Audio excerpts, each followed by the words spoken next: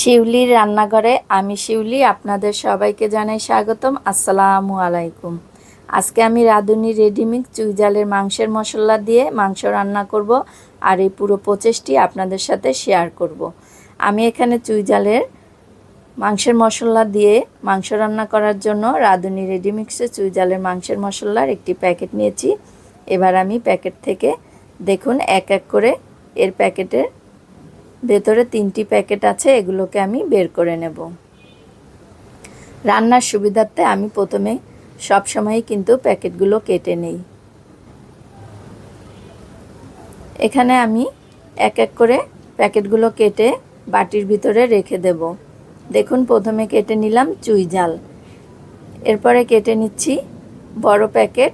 এই প্যাকেটের ভিতরে রান্নার পুরো মশলা দেওয়া আছে। এরপর ছোট আরেকটি প্যাকেট আছে, এর ভিতরেও কিছু মশলা আছে। পর্যায়ক্রমে মশলাগুলো রান্না করতে লাগবে। এরপর প্রথমে করতে হবে কি, চুইঝালগুলোকে ফুটন্ত 1 কাপ গরম পানিতে ভিজিয়ে রাখতে হবে। চাইলে এটা ঢাকনা দিয়ে ঢেকে রাখতে পারেন, অথবা ঢেকে না রাখলেও হবে। এভাবে কিছুক্ষণ পরপর নেড়েচেড়ে ডুবিয়ে নেবেন। রান্নার জন্য প্রথমে আমি নিয়ে নিচ্ছি রান্নার পরিমাণ তেল। এরপর দিয়ে দেব রসুনের কোয়া। এখানে আমি দেশি রসুনের কোয়া নিয়েছি, চেষ্টা করবেন দেশি রসুনের কোয়াটা নেওয়ার জন্য। রসুনগুলো ভাজা হয়ে গেলে এর পর্যায়ে দিয়ে দিতে হবে গরুর মাংস। আমি আজকে গরুর মাংস দিয়ে করেছি, আপনারা চাইলে যে কোনো মাংস দিয়ে করতে পারেন। নিয়ে নিচ্ছি 1 কাপ পেঁয়াজ কুচি। পেঁয়াজটা এভাবে কিউব করে কেটে নিতে হবে। এরপরে এটা দিয়ে ভালো করে নেড়েচেড়ে মাংসের গায়ে যে এক্সট্রা পানি থাকবে এগুলোকে শুকিয়ে নিতে হবে। ভালো করে এ পর্যায়ে মাংসটা কষিয়ে নিতে হবে।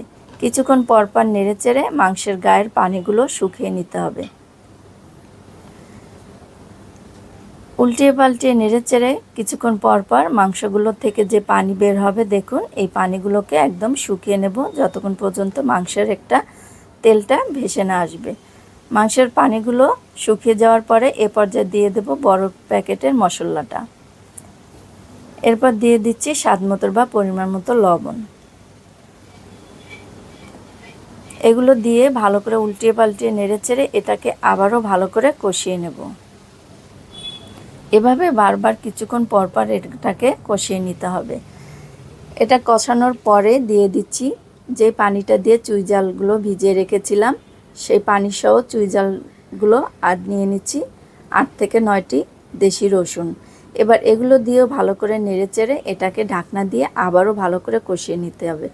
যারা চুইঝাল পছন্দ করেন, যারা চুইঝাল খুঁজছেন, কোথাও চুইঝাল পাচ্ছেন না, তাদের জন্য রেডিমেড রাঁধুনি এই প্যাকেটটি খুবই সহজ করে নিয়ে আসছে।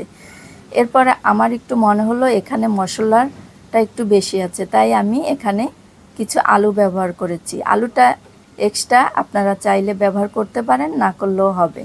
এরপর ঢাকনা দিয়ে এটাকে আবারও ভালো করে কষিয়ে নিলাম। কষানোর পরে এবার রান্নার পরিমাণ পানি দিয়ে দেব। আর এখানে ফুটন্ত গরম পানি ব্যবহার করতে হবে। ফুটন্ত গরম পানি দিয়ে এটাকে ভালো করে নেড়েচেড়ে একদম রান্নার পরিমাণ পানি দিয়ে এবার রান্না করতে হবে।